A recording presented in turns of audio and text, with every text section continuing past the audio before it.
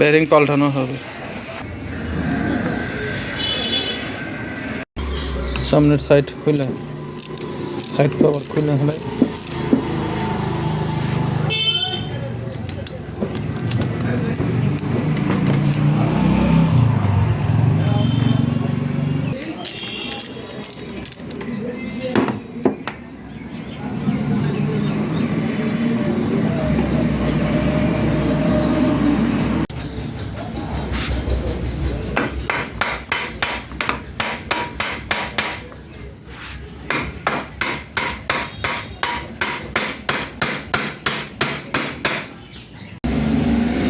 তার আগে সাইড কভারটাও খুলে রাখি।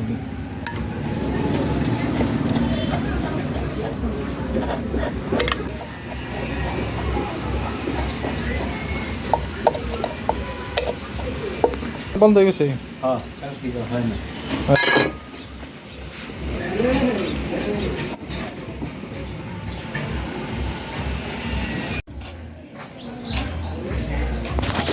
রোটারে বের করে নিলাম, রোটারে বের করে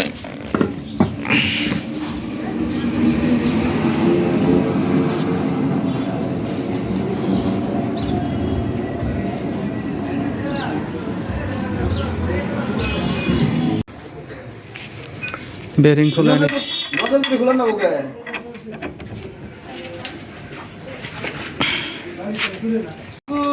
ওয়েবসাইটে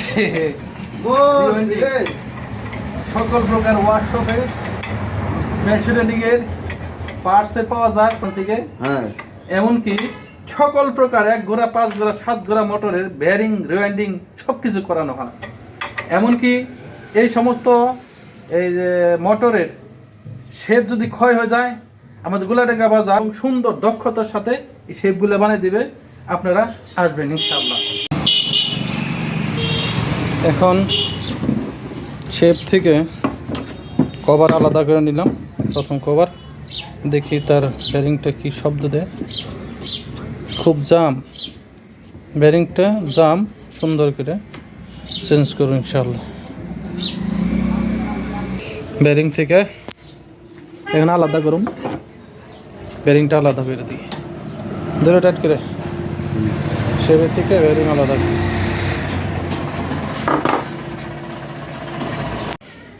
নতুন বেরিং পাল্টে নেন। এটা ছিল হলো 62.5 নম্বরের বেরিং, 62.5 নম্বরের বেরিং। আর এটা হলো নতুন, এটা হলো 63 নম্বরের বেরিং। কমপ্লিট করলাম 63 নম্বরের বেরিং। এখন কভার লাগিয়ে দিই, কভার লাগিয়ে মোটরের ভিতরে ঢুকিয়ে দেব।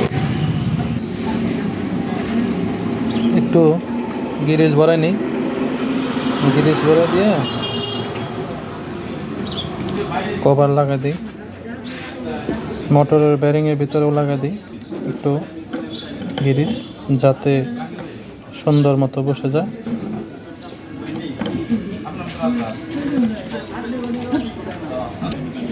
কভার পরে নিলাম এখন সুন্দর মতো। শেপের ভিতরে কভারটা পরিয়ে এখন পুলিটা পরে নিই।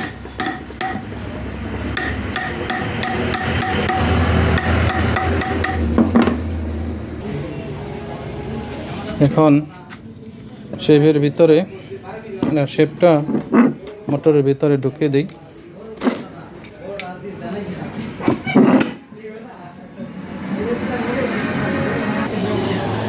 এখন ক্লাসের তার যে খোলাইছিলাম, সেই ক্লাসের তারটা টাইট, ভালো করে টাইট দিয়ে নিই।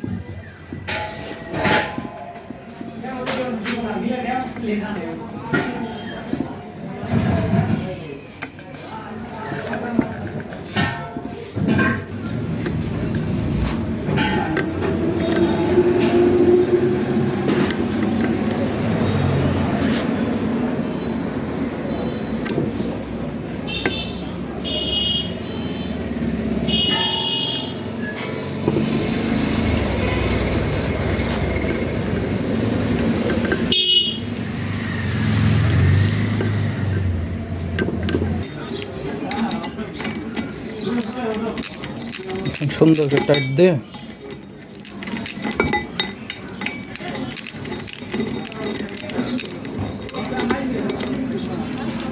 তিনটা নাট সমানভাবে টাইট দিয়ে দিই।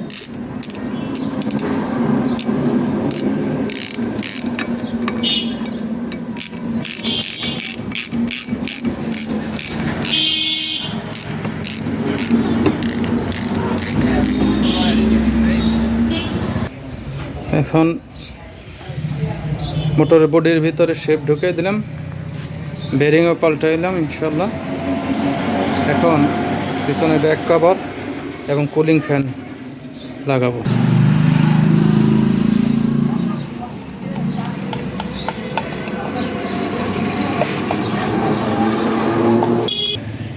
কারেন্টের সংযোগ দিলাম, এখন সুইচ দিয়ে চালাবো ইনশাল্লাহ। দেখা যাক কি হয়। বিসমিল্লাহ।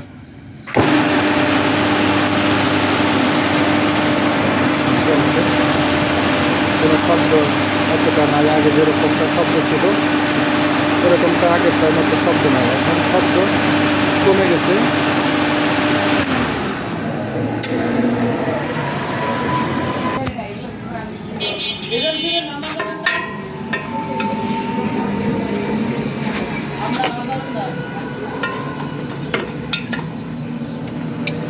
এখন ব্যাক কভারও লাগাই দিয়ে কমপ্লিট করলাম। এভাবে আপনারা একটা মোটরের বেয়ারিং রিপ্লেস করবেন বা পরিবর্তন করবেন। আশা করি আপনাদের দেখে ভালো লাগছে। এরকম কারো মোটরের বেয়ারিং পরিবর্তন করার ইচ্ছা থাকলে আসবেন গুলাডাঙ্গা বাজার সিফাত রেফ্রিজারেশন। আসসালামু আলাইকুম।